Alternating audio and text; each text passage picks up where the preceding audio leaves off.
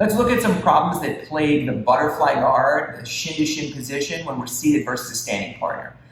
By now, most of us know that it's a really good idea to get connection when we're seated in the guard and we have a standing partner who's at distance. But how do we do that? Well, the shin-to-shin position is a good one. The trouble is, how do we close that distance, and what do we need to do in order to make sure that we don't get our guard passed in the process? Well, here are a couple of good ideas for you to play with. So we begin in a seated position facing our partner. Whenever we're playing a butterfly guard, we have a choice between playing a seated butterfly guard that looks like this, where our body is square to our partner, and a staggered butterfly guard, okay, sometimes called a half butterfly guard, but not to be confused with like a half guard with a butterfly guard. Okay, that looks like this, where we have one leg tucked in that looks like a butterfly guard, and the other leg is upright here. Usually in a case like this, with this staggered position, we'll have a hand behind us and a second hand resting on our knee or out to be able to measure and manage distance. So generally speaking, whenever we're looking to gain shin-to-shin position and get contact with our partner, we're not going to start in a seated butterfly guard like this, where we're square with our partner. Why is that? Well, we don't have a lot of mobility. The first reason is mobility, because whenever we want to move, if we want to move backwards and we don't have our hands on the floor, it's going to be difficult. So if he takes a step forward, either into this space or just forward up to our legs, when I go to scoot back here, go ahead, I've got to scoot back in this fashion. It's okay, but it's a little bit slow and it changes the posture that we're in.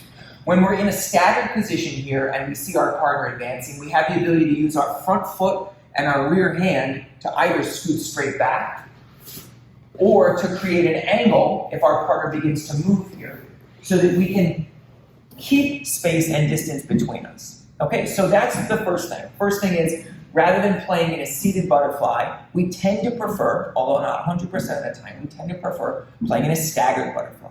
Okay, that's number one. Number two, distance. When we begin to get connected to our partner and we find someone standing in front of us, we want to use our butterfly guard, our feet, and even our hands to regulate the space between us.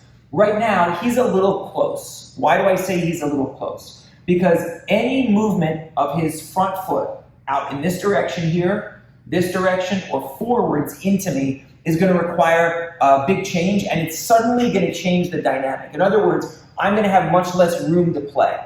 So although I feel kind of comfortable here, if he steps his leg to this side, now I'm a little worried about his capacity to drive his knee forward, start to hold my knee, and begin to knee cut.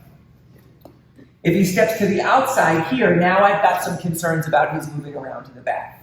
And of course, if he goes and steps suddenly in the middle, now all of this space that we were protecting before with our hands and our legs is compromised. And he can drive forward, he could knee cut one way, or he could cross knee drive across, and now we've gone from a seated position to a supine position. Maybe we're not ready for that. Okay, so rule one was we tend to be in a staggered position here. Okay, rule two is we want to manage distance. So if we feel like our partner's too close to us, we'll use this hand to back up. We can back up in a straight line. Or if we feel like our partner is moving here, we'll often look to track so that we can get outside the line of our partner's legs here. When it comes time to make a connection, let's talk about three types of connections we can make. The first is our inside foot connected here down by our partner's ankle. Okay, this is a pretty good connection, not great, because our partner still has the ability to move out in this direction here. But it's better than nothing. So if we're seated and we have no connection, this is a good one. We will usually back it up with this outside hand here. If we feel our partner going to step around the corner here, we can often use this to carry our partner, get behind them, and then begin to change our level. So the first connection will be one where we're outside and we get this point of connection on our partner. Okay? The second point of connection can be one where we place our inside foot sole to our partner's ankle. Once again, we'll look to join a hand behind. This is even more stable because we have a foot in front of our partner's leg and an arm behind. So we have a pushing surface and a pulling surface. That means if our partner goes to drive forward here into us, we can use our front foot to push and extend.